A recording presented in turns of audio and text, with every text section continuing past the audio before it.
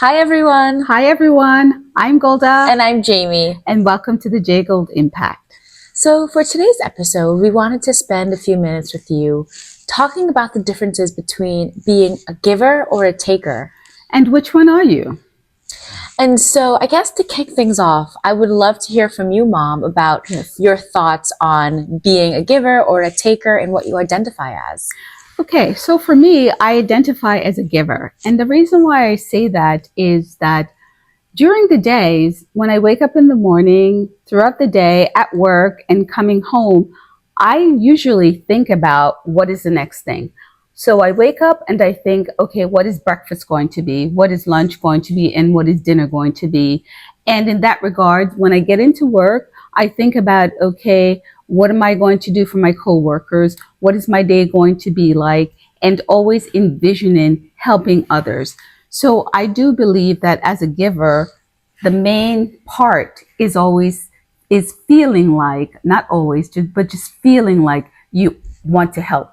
You want to be there for someone. You want to fix things. So in that regard, that is my personality. And I do think with those things I've mentioned that I tend to gravitate towards being a giver. How about you, Jamie? Yes, I think I also gravitate towards being a giver, mostly because of how I was raised. I remember growing up, Mom, you would often instill in me the importance of showing up for others, even when it might sometimes feel difficult or inconvenient. Right. And that's true. And I guess my personality and my being a giver kind of rubbed off on you in that regards. So I would like to say, though, part of being a giver is to just make sure that you don't get burnt out, you don't give too much of your time, and you have some sort of self-preservation to make sure that whatever you're giving out, you're kind of replenishing back in towards you and not give too much so that way you don't get burnt out. I would definitely agree. Mm-hmm. And I guess my next question is then, so since we both identify as givers, how can you recognize if someone is a taker? Well, see, that's a little difficult because we're givers. We tend to always see the glass half full. We always tend to see the good, and we always tend to want to help. So in terms of recognizing what a taker is, I don't know. I'm not sure. How would you characterize a taker in your opinion? Yeah, it's a good question. So sometimes it's hard to identify, but I would say like the through line of items I've noticed is that like sometimes when folks are takers, they really think about themselves first and foremost, which maybe in a way is just self-preservation, right? Yeah, I think it's self-preservation, but to the umpteenth point, right? Because I always feel like if it's self-preservation, yes, it's okay to say no. It's okay to say, you know what, I don't want to do that. As a giver, it becomes very difficult for us, right? To say no or to say I don't want to do that. But I find with takers, they have no problem. They're like, no, I don't want to do it. Or I'm not going to call you, or I'm not going to take the time to make sure that things are okay. They just do. Which honestly sounds kind of nice because how many times have we said yes to that one activity when we're just tired and we just want to go home? Yes. And that's another thing too, because, you know, we've talked about mental health before, and we've spoken about taking the time to care for yourself. And as givers, that's very important because we can easily burn out. And sometimes, you know, we want to go the extra mile, but it's not always the best things for us. We have to learn to dial it back and know when to say no. And it just becomes very difficult. And so what tips do you have for someone who might often say yes, but they're feeling tired and burnt out? How can we givers start creating boundaries and saying no? Yeah. And a lot of times we're stereotyped as people pleasers, you know, and it's not really people pleasing that we're doing. It's just doing things that we naturally, intrinsically would want to do. So in terms of creating boundaries is one, know when you're feeling tired to say no. If you're home and the phone rings and you don't want to go out, do not answer it. You know, do not say yes to that friend who's always calling, but yet you just want to stay home and read a book. Things like that. So in terms of being a giver, we really have to be present and kind of like make a mental note to say, it's easy for us to say yes, but then make a mental note to say, you know what? I'm not going to say yes. It may feel uncomfortable, I will say. I would agree. Yes. I've been there, done that, and it can definitely feel uncomfortable at times. Yes. And especially as we're younger, because we're taught to always help. We're taught to always say yes. We're always taught to say, you know what? Be a good person. And sometimes it can transpire into people pleasing. And then it has a negative connotation. So again, make sure we have that mental health piece in check. If it doesn't feel good, don't say yes. If it doesn't feel right, say no. Because a lot of times, because we are givers, we tend to always want to help. And we tend to always feel like if we say no, it's going to be at the detriment of someone else. And it's really at our detriment, correct? Right. Yes. And that makes me wonder, Mom, like, as givers, can we be friends with takers? And do you have any tips for managing that yin and yang relationship if you're a giver who's hanging out with takers? Oh, you're giving me all the hard questions. Do you see that, audience? She's giving me all the hard questions, right? So, okay.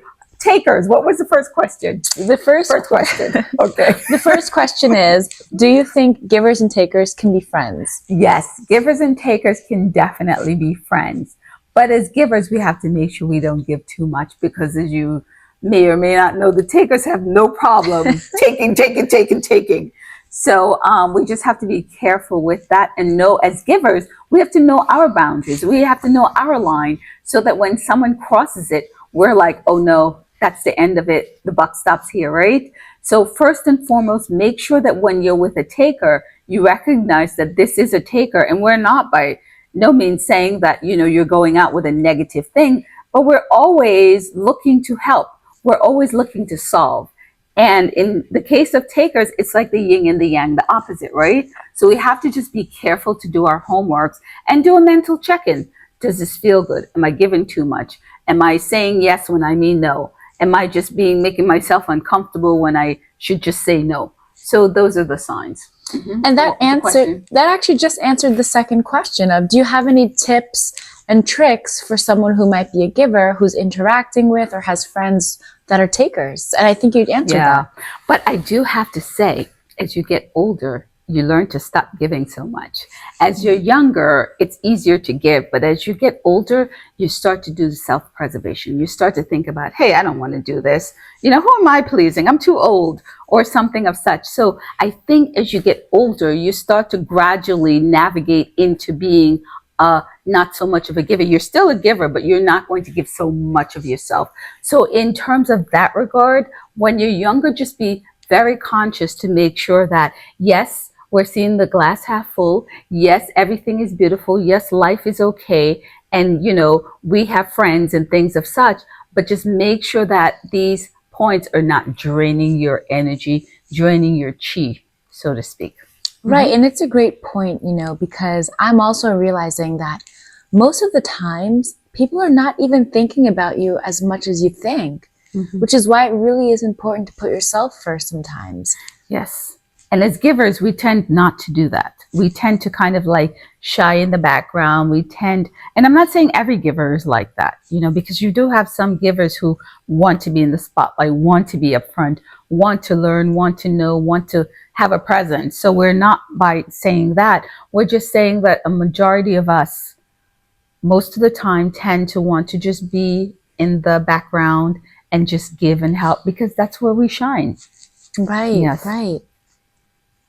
And so, Mom, do you think it would be helpful to share maybe a story about a time when you knew that you were a giver? I'm happy to start. Please start. Please start, because I have to think about it, because there's so many. But go ahead. Sure. So there was a time when I had a friend who we lived in the same neighborhood, and I would often reach out to her. And so whenever we would call each other, I would make plans, and we had a monthly cadence of seeing each other. And I was able to call her consistently because I was feeling good. I had a lot of balance, and I just had the capacity. Now, there was another time later on when things started to sort of shift for me. I was in a period of transition and I wasn't as organized and reaching out to her as often. And then I realized, wait a minute, I haven't heard from this friend in months and months. And it dawned on me that, wait a second, if I don't reach out to this person, is she going to reach out to me? Is she so used to hearing from me to keep our relationship moving forward that if something happened to me or if I just didn't have the capacity, our relationship would change? Yeah, yeah, definitely. That's definitely one of the telltale signs, In regards for me, I have a really good one. So when I was younger, right? On the weekends, I would go out and I had this really great friend and we would hang out all the time, right? But it wasn't like hanging out. It was like party hanging out. So one day we got dressed and, I put on like my little dress and I had my heels and I had my makeup and everything. And so we're going out. And so we're going all the way downtown. I'm like, okay, where are we going? So I get there. And it's a bunch of celebrities and it's a bunch of, people in the entertainment industry. Ooh, yes. And I was like, okay, I'm going to have a good time. I go there and it's all sorts of drugs and paraphernalia. Oh my gosh. Yes. Now my spidey sense is going off because I'm like, this is so not me. I just am not that person. And I'm there, and the guys are like, oh, Golda, do you want something to drink? Back then, I don't even know if they were roofing your drinks or not, but I was not having it, right? They're like, oh, Golda, do you want something to drink? I was like, no, I'm okay. So all of a sudden, my spidey senses are going off because I'm uncomfortable because, like I said, it was just not my scene. And so my friend's like, Gold, come, let's go, stay with me. We came together, we should leave together. And I was like, you know what? That is all good and proper, but I'm uncomfortable and I need to go. And like I said, that was when I had to persevere and think about me. And so going back to, are you a giver or a taker? When givers are in situations where they're uncomfortable to the point where their spidey senses are going off, you have to listen. So it actually sounds like maybe you were a taker in that moment. No. I was not staying. I was not staying. At that point, I had to fight for my sanity. I had to put up for myself because everything around me was so uncomfortable. So it wasn't, you know what? Maybe I became a taker then. Yes, because you had a gut feeling that you did not want to be there. And rather than people pleasing and staying just because, you said, no, I need to go home. But I will say that no, because givers can switch and become takers when their mental health is at stake, when something is out of sync. And this is what we're saying. Make sure that you take care of yourself mentally. The situation was very uncomfortable. And for me, it just did not feel right. So in terms of givers switching to takers, that can happen when we're pushed out of our comfort zones, correct? Right, that makes sense. That is something I'm definitely still working on. Yes. So for you all out there, thank you for listening. Yes. Please hit the notification button and subscribe if you like and leave us a comment. Are you a giver or taker? In our case, we're both givers. But then as you saw in my situation, when I was pushed out of my comfort zone, I became a taker. So what are you, a giver or taker? Please let us know in the comments below. We are so curious. Yes. Thank you for listening. Bye. Thanks for watching. Bye. Bye-bye.